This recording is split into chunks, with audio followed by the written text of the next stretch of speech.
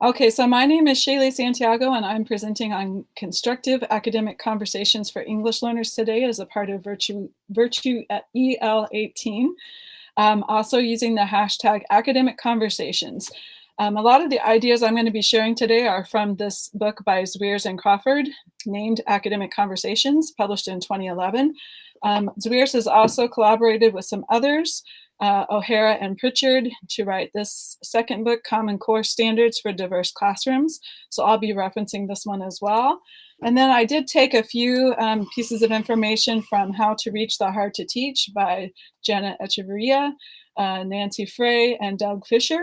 And then also from an L Club book chat, L chat _ book club selection, Unlocking English Learners' Potential by Diane Starr Finner and Sydney Snyder.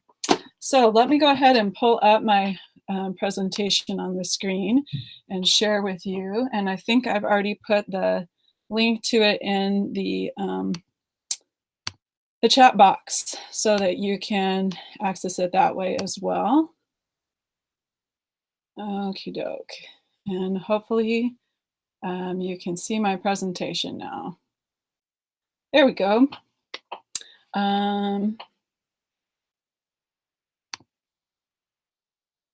Okay. I'm not in present mode though, am I? One second while I figure out what it is that I need to hit it in the other screen. Alrighty, I think that gets it. Again, my name is Shaeley Santiago, and I'm presenting today on constructive academic conversations for English learners as part of Virtual 18. My Twitter handle is HSESL Teacher. And I've already put out some questions on Twitter, but feel free to chime in as you're watching this presentation. So my first question is just who's joining in on academic conversations? Say a little bit about yourself, please. Where are you at in the world? Where in the world? And what do you teach? Again, if you would use the hashtags academic conversations as well as Virtue EL18. Originally, I was going to present an hour before this, so my scheduled tweets have already gone out. So just follow along as we come to it in the slides. I apologize for that.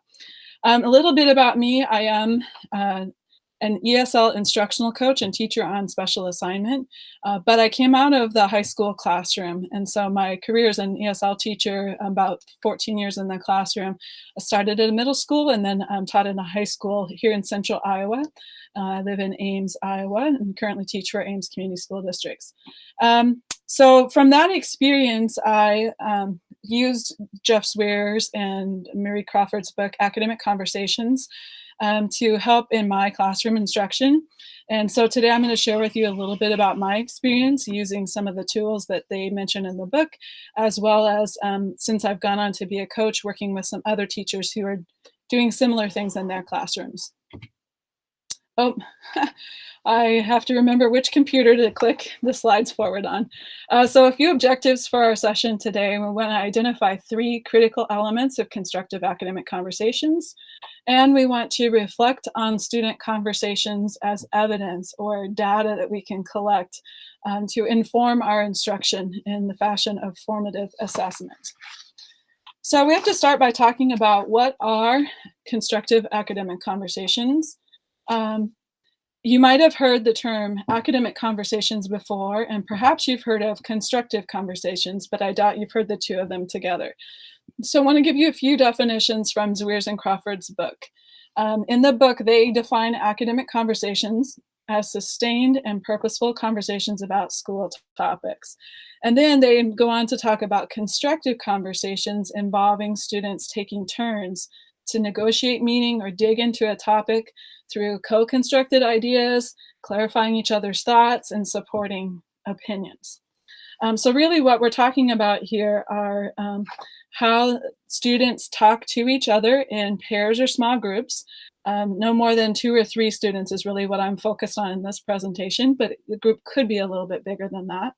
And it's the kind of thing that sometimes gets referred to as complex interactions, substantive conversations or discussions, or even productive discourse would be similar terms. A quote from Zweers and Crawford, though, that kind of summarizes this idea that when people are interacting, it allows for a mixing of ideas. And I love the last sentence in this quote. Like flowers that rely on bees to pollinate them, we need the ideas of others for our minds to thrive. And so by talking about what we're learning, we're giving students opportunities to practice academic conversation and structures in academic texts or discourse, as well as letting them build their understanding of the content. So the big idea behind constructive academic conversations is this idea of negotiating the meaning around authentic topics and tasks to build complex ideas and content understandings. So a question where you can chime in on Twitter or in the chat box using the hashtag academic conversations and virtuel18 if you're on Twitter. Why should teachers ensure that English learners engage in constructive academic conversations? And so to kind of prime the pump for this question, I put up some information that I wanted to share with you from the Zweers and Crawford book. In there they quote Arriaga Meyer and Perdomo Rivera to say that in a study that they did of English learners engaged in talk at school, they found that ELs talked only 4% of their school day, and only 2% of the day was involved discussing the content of the lesson. And so this is a huge red flag to us that English learners aren't getting enough time to talk during the school day. And especially if we're focused in on that 2% of the day where they're discussing the content of the lessons, that's not nearly enough for them to be learning. Tony Edwards mentioned that in the traditional questioning structures where the teacher poses a question and students respond in a whole class kind of setting, it leads to unequal communicative rights for those who know and those who do not. And unfortunately, often the ones who do not know, who need more practice using the oral language and talking about the content, of course, are our English learners. And so we need to think of our English learners as worthy conversation partners. They may bring different backgrounds, different experiences, different perspectives to the conversation, but they are certainly worthy of being equal participants in the conversation. And then I've shared with you a link to a poster that I created based on information in the Academic Conversations book about the advantages of conversations. And so Zweers and Crawford list 5 main areas where there are benefits, and then they list out a bunch of specific benefits in each of those areas. And so I just want to highlight quickly that students can benefit in terms of their language and literacy when they're engaged in a constructive academic conversation. There are cognitive benefits in terms of the thinking skills that they're practicing. They can better understand the content. And then don't forget the social and cultural and the psychological benefits, that social emotional learning, the engagement that comes from being part of a conversation in a classroom. And so then we want to move into our first objective in terms of the 3 critical elements of constructive academic conversations. And those 3 elements that we'll dig into a little more are effective tasks and discussion prompts, the 4 conversation moves that link to 5 different conversation skills, and then how teachers should collect and analyze student data to use for formative assessment. And so let's start off by focusing on effective tasks and discussion prompts. And I loved how Jana Echeverria started this morning's virtual keynote presentation by talking about the importance of interaction in the classroom and how to structure it to push our students further. Zweers and Crawford talk about it in terms of 7 features of effective tasks, and they go into more detail in the book, and so I highly encourage you to get your hands on Academic Conversations by Zweers and Crawford and look at page 59 for yourself to see more about each of these areas. But I think the important part is to focus on how we can make tasks more engaging for our students and ensuring that students are involved in authentic and original communication. And so we have to watch for an over-reliance on sentence stems that can sometimes stifle the creativity of students expressing themselves, right? Don't hear me say that I don't think we should use sentence stems. I think they are important for scaffolding for those students who may need the extra support. But I think we may have had a tendency in the world of English as a second language instruction to over-rely on those kind of scaffolds and to kind of stifle the originality or creativity of our students. And this quote from Zwiers, O'Hara, and Pritchard, the Common Core Standards in Diverse Classrooms is the text this is from, really emphasizes the reasons that students become disengaged in the classroom setting. The part that stands out to me is the middle of the quote where it says, human minds are made for real communication. And students are motivated by that real communication or connection between each other and with their teachers, more so than they are motivated by a grade or the points that they'll receive from an assignment, or presenting or writing for an audience of one, in other words, the teacher. And so by building in opportunities for real human communication, we are bound to make our tasks more engaging for students. So specifically, Zwiers and Crawford encourage us to consider 4 different areas when we are creating academic conversation prompts. And those 4 areas are deep questions that drive a unit or a discipline, so kind of essential questions, right? The kind of questions that you can connect to over multiple lessons. Incorporate the thinking skills of the discipline, so picking a particular thinking skill to focus on for that prompt. And then a task or a product that shows students learning, and connecting to students' life experience. So this real world problem solving or engagement with opinions and ideas around topics that are of importance to them.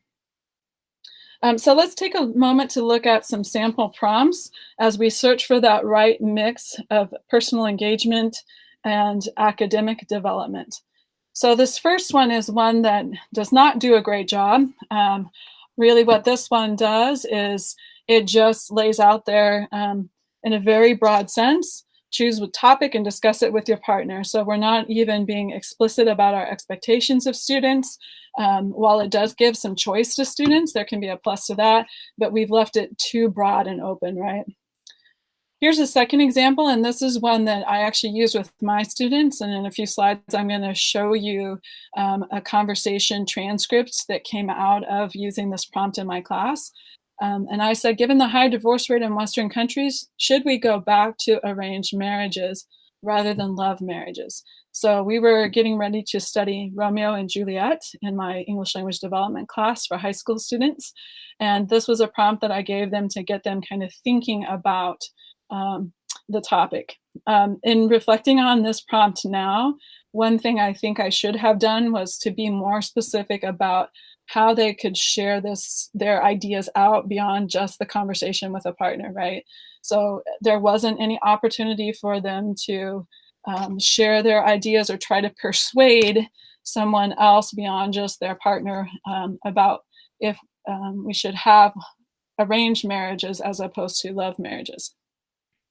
So here's an example from the Zwiers and Crawford book where they do specify a product. And this one is connected to the American Revolutionary War. The American Revolutionary War. And it asks, who was more right, the Loyalists or the Patriots? Co-create a persuasive poster based on your conversation. And so then the idea with this one is that that poster could be shared beyond the walls of just the classroom. So a little more authentic or real world engagement and involvement. A second critical component of constructive academic conversations are conversation moves explicitly taught to the students. And this is where I love the Zwiers and Crawford book, and also Zwiers' newer one, Common Core Standards in Diverse Classrooms, because they share this constructive conversation skills poster. And so you can see that it focuses on 4 main conversation skills. And so here's the point in the presentation where I'm going to see if I can revert back to me on the screen to show you the hand motions. Um, 1 second, sorry, this is a little tricky on the laptop to find. Yeah, I'm not finding it. Okay, so let me just say to you what it is instead then. So for the skill of create, you take your hands and kind of stack them on top of each other as if you're building up or creating the idea. For clarify, you zoom your hands like you're adjusting a telescope. And so zooming in to make things more clear, right?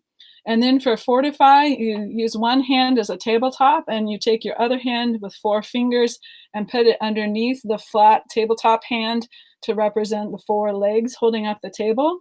And those 4 legs, of course, represent 4 different kinds of examples that we can use to fortify or support our ideas in a constructive academic conversation. And then the fourth skill is negotiate. And so this one, just like in the picture, you put your 2 hands side by side and you move them back and forth as if you're balancing them on a seesaw. And I'm doing these motions in person, but of course, unfortunately, I can't figure out how to switch back to show you what those look like. Um, these conversation moves overlap with the 5 conversation skills that Zweers and Crawford present in their book. And you can also find examples of how to instruct on those different areas in the Common Core Standards for Diverse Learners, or for Diverse Classrooms rather, in chapter 7 of that book. So here was one that I actually used in my classroom.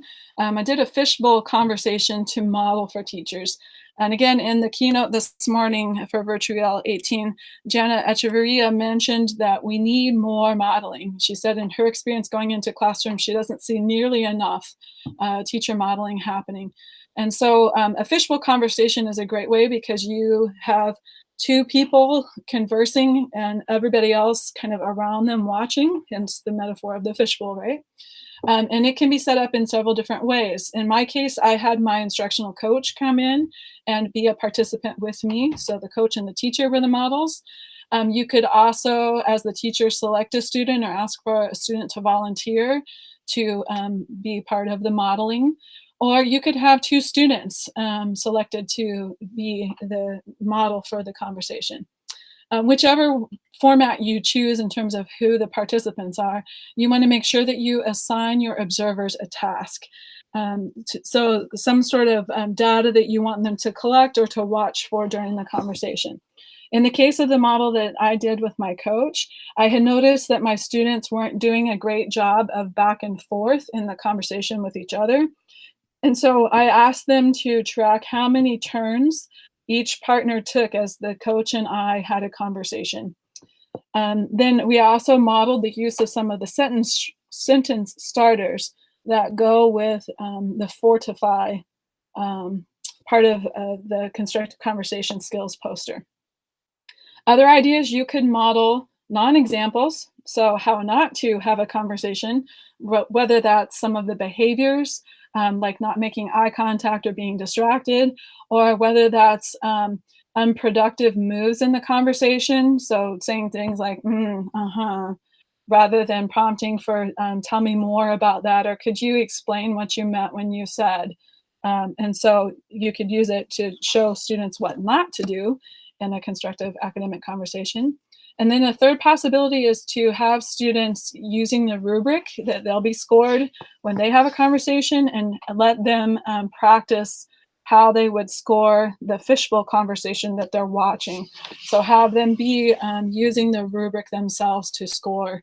And that can help them kind of see what's expected of them when they participate in a conversation like this. So here's a third question to throw out to you as participants, if you're live or if you're watching after the fact. What are some strategies or tools that you've used to teach students conversation moves? And again, hashtags virtual EL18 and hashtag academic conversations. I'm going to pause and take a drink for just a second.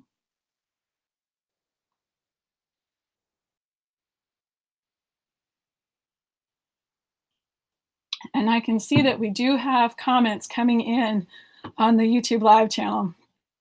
So great to see you all participating. And sorry, I'm going to just keep plugging through because I'm realizing that my time is getting away from me. So here's one that I did with students, supporting ideas with examples. And so again, remember, when we're talking about support, there are 4 legs to the table, if you will. And these include examples from text, examples, so from the text you're reading. In the case of my specific situation, it was Romeo and Juliet. It could be examples from other texts, maybe other materials that you've read with students previously. And it could be examples from the world. Maybe they've heard something on the news that would relate. And then finally, examples from their own life. And so this graphic organizer that's in the Zweers and Crawford book, Academic Conversations on page 49, actually includes the pillars of those different areas, and it gives students a space to jot down some notes, kind of a brainstorming activity of different examples that they could use when they're having a conversation with a peer. One thing I like about this chart is it does have that word bank of different transitional phrases that students can incorporate in their conversations as well.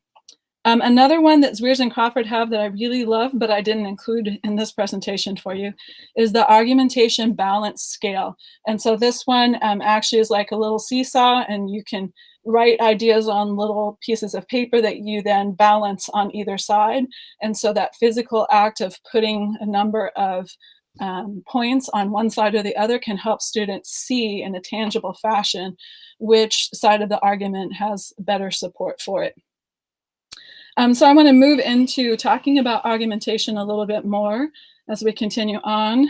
Here is our third critical feature of constructive academic conversations, and that's collecting and analyzing data from student conversations for formative assessment. And this one also connects to our second objective for the session. The idea here is that classroom talk is some of the best evidence of and for student learning. And so as teachers, we need to be thinking about how we can observe, how we can collect, and then analyze that classroom talk. A lot of times it would involve recording a conversation using a digital recorder. In my classroom, we had many iPads, and that's what I used to record the students. You could use your computer. These days, so many people have smartphones. You can easily record off of a smartphone as well. And then as the teacher, you want to go through and listen to that recording, transcribing the conversation to help you better analyze it. So I'll show you an example of that coming up here in just a moment. But first, another quote from Zweers and Crawford. I think their point on this is that the students' conversation can show us so many things about what they're learning in terms of their communication behaviors, the thinking skills that they're incorporating, the language that they're using. Are they incorporating that academic vocabulary or the different structures that we've been teaching them?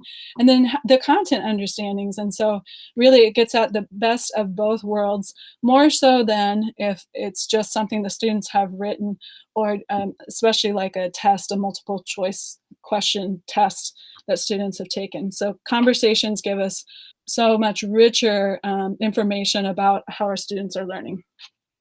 So here's one tool from the Zweers website that you could use as a teacher to go through and just make some quick check marks, jot down some notes of what you're hearing and seeing students do in the conversations they're having with each other. And this is especially informative as you're getting started. Having students do constructive academic conversations would let you know kind of where you need to focus. So several ideas: having students pre-assess their own speaking skills and what they think are important conversational moves. The idea that we need to provide opportunities for students to assess themselves and give feedback to their peers.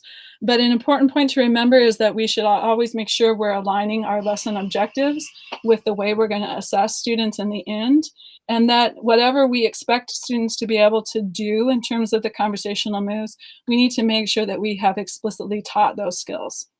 And then one comment about formative assessment.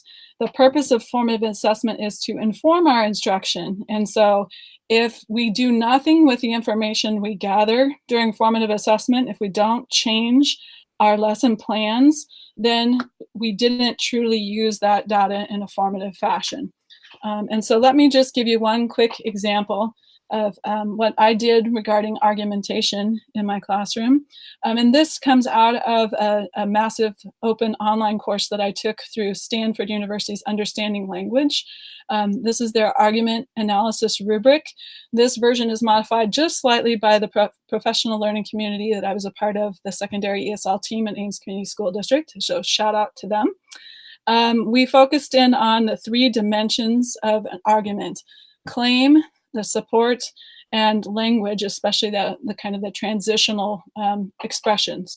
And this is what we use to assess the ELP standard number 4 from the ALPA 21 consortium.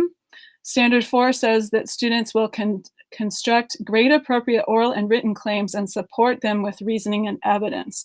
And so you can see how that standard is unpacked in the dimensions of claim, support, and then language.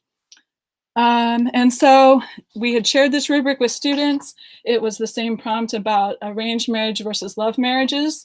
And here is a transcript of 2 students from my classroom having a conversation. Student A was a Korean student, and student B was Chinese. They both had been in the US for under a year, but they'd been there for the whole of the school year. So this was something we did in the spring, maybe like 8 months into the school year. Note the number of turns. There were a total of 9 in this excerpt from the conversation, and the recording lasted about just under 4 minutes in length. So thinking about claim specifically, so going back to claim, clearly demonstrates we're looking for, clearly articulates a claim as appropriate for the given context. And you'll notice that when we get down to the second turn, student B begins to make a claim. His claim isn't super clear. You can tell that he is for arranged marriage because he says parents can make better choices. They can help you. You don't have to try hard to convince someone to accept you. Makes it easier for you is what he's saying in essence. But in this case, I wouldn't give him a 3 on the rating. Clearly articulates the claim, because we kind of have to infer what his claim was. So instead, I rated him at a 2 for claim. And then if we look at student A, go down to turn 5. So student A says, I think I disagree about that. I think we should go love marriage. And so at that point, you can see clearly that he's making the claim that he supports love marriage as opposed to arranged marriage. And so I was just focusing in on claim for this example, but we could also look at support and the language use and collect the results. And then that could help us determine which areas to work on to help strengthen the student's argument in the conversation. Just real quick, here is just some data from actual students from the 2016-17 year when I was working as a coach with the secondary ESL PLC team. And the students here are from a variety of backgrounds at different proficiency levels. Student B is actually a refugee student. Student C was newly arrived in the US, but highly educated. Student D was a newcomer. And so you see how they scored on each of the dimensions. And in looking at this data, it became clear to us that the third dimension about language was where we needed to focus for these students. This was a good chunk of the way into the year, and so they had already gotten the idea of claim down pretty well, but we wanted to focus on those other areas instead. And so as we start to wrap up here, I just want to ask you, how might you gather and analyze evidence of student learning from academic conversations? And again, I'd encourage you to tweet out your answers using the hashtags academic conversations and virtual EL18. So let's go back and revisit the objectives. What are the 3 critical elements of constructive academic conversations? Well, we talked about how you need to think about an effective prompt for students, and the tasks that you set up, instruct around the 4 conversation moves, and then using student data, collecting and analyzing that data for formative assessment. And the second objective, how might you use student conversations as evidence for formative assessment? So I encourage you to think more and interact on Twitter about these conversations. Here is the link to my additional resources page, where I reference all the books as well as several other websites and articles that will be helpful for you.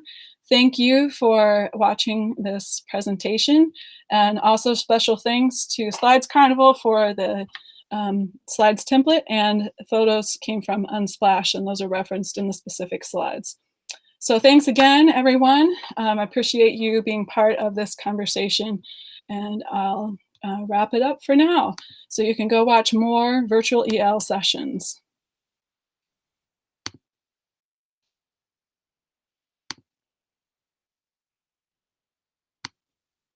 Mm.